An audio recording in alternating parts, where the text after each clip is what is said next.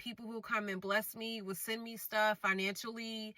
And people were praying for me. And even in the midst of out of my psychosis, I was listening to healing scriptures. I remember pulling up Reverend Hagee. Y'all know who I'm talking about. He had this thing, you just play healing scriptures on YouTube. I was playing that. I would read scriptures. But I would constantly, when I was thinking about it, I would play it. I'll never forget Destiny Nelson sent me this song from Tasha Cobbs. And it's just like people were constantly pouring into me. And that was also speaking on the importance Bishop talked about tonight. Don't be sick and you're by yourself. Like, I'm gonna believe God. No, touch and agree. If it was just one other person, touch and agree with somebody whose faith is higher than your faith. What I mean by that, get with the elders of the church.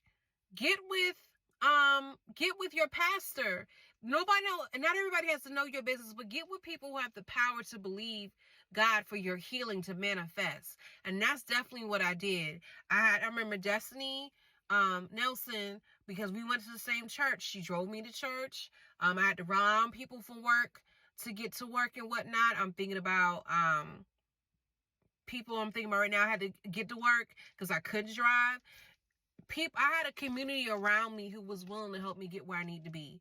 And I'm very blessed. I'm very thankful.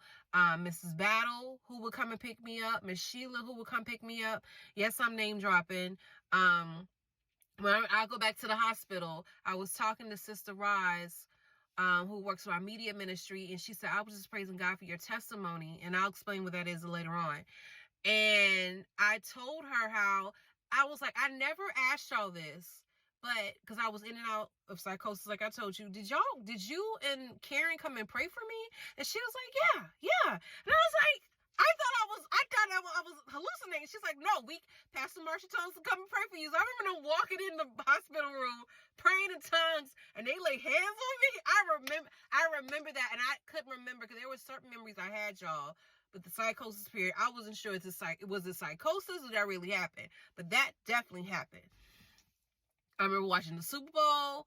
Byron and Shailene who used to come and visit me, even with the kids. They would come and sit in the room and just sit and talk. I can keep going down the list. I had a lot of people that came and visited, not just once, not just twice. They kept coming. I had family members who came up from Charleston to pray over me, to sit with me and just believe God with me. And you need that. You need that. So that's 2019. I ended up moving in my apartment.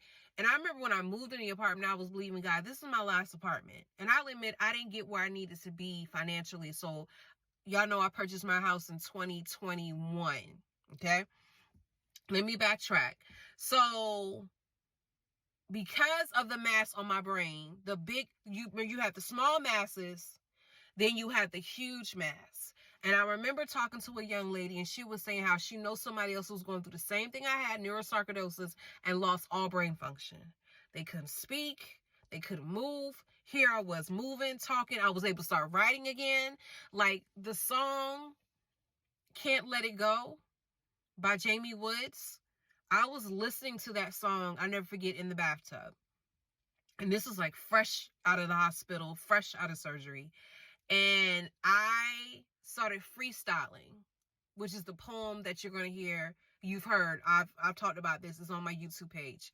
And I started freestyling the poem. And what I envisioned was a young lady and a young man. They're facing divorce. Like they're debating whether they want a divorce. And she's like, I can't let go. And even though in that song, the woman is talking about not letting go of the relationship with the young man, I'm thinking about also, I'm not letting go of my faith. I'm not let going that what I know God spoke over me. Many of y'all who go the right direction saw me run plenty of laps. Believing God.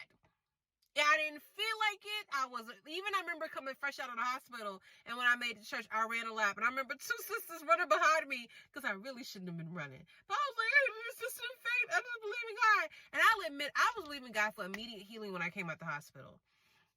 And I remember someone telling me, Ryan, this is going to be a long road. But I held on to my faith. I spoke those things unto me.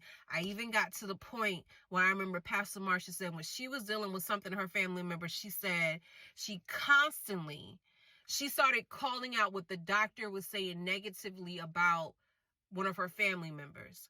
So I researched my disease, I researched my condition and what it said will happen to me because of it and what shouldn't happen. What should I speak against it, and started confessing those things. I made a Google Doc, y'all, of all these prayers. I found prayers about the brain function. I started confessing that over my life. Like, there's literally a prayer about brain function and the neurotransmitters and healing. Like, I was praying all that because I knew my brain was being affected. And I knew God had called me to do an awesome and blessed thing in this world, which was to write.